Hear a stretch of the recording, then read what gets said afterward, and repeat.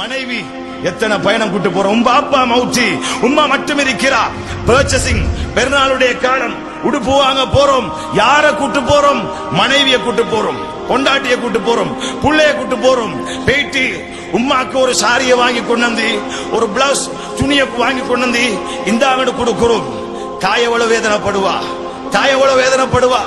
ஏண்ட புள்ளைய சின்னத்திலிருந்து நர்சரிக்கு முன்னால நடக்கிற பருவத்திலிருந்து கைய பிடிச்சு கூட்டு போனேன், நர்சரிக்கு கூட்டு போனேன், ஸ்கூல் கூட்டு போனேன், நோயாளி ஆகிட்டார் ஹாஸ்பிடல் கூட்டு போனேன், டாக்டர் கூட்டு போனேன்.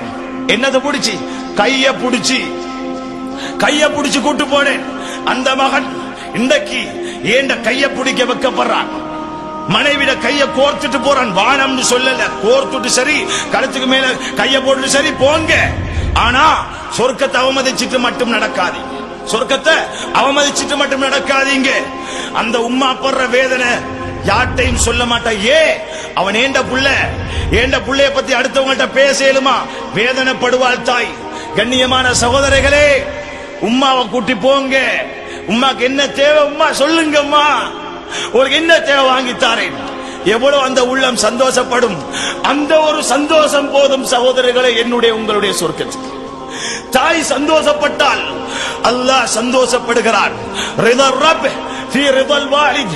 அல்லாஹ்ட பொருத்தம் வேணுமா? உம்மா வாப்பாட பொருத்தத்தை தேடுங்க. உம்மா வாப்பாட பொருத்தத்தில் அல்லாஹ்ட பொருத்தம் இருக்குது. அல்லாஹ்வுடைய கோபம் எங்க இருக்கு தெரியுமா? உம்மா வாப்பாட கோபத்தில, உம்மா வாப்பாட அதிருப்தியில அல்லாஹ்வுடைய கோபம், அல்லாஹ்வுடைய அதிருப்தி இருக்குது. சொன்னாங்க ஸல்லல்லாஹு அலைஹி வஸல்லம், எங்கட உம்மாவை கவலைப்படுத்திட்டு சொர்க்கம் போகலுமா? வேதனைப்படுத்திட்டு சொர்க்கம் போகலுமா? சகோதரர்களே, தாய்மார்களே, தாயை மதியுங்க. ஹசனுல் பஸரி ரஹிமஹுல்லாஹ் எந்த அளவுக்கு தாயை மதிச்சாங்க தெரியுமா?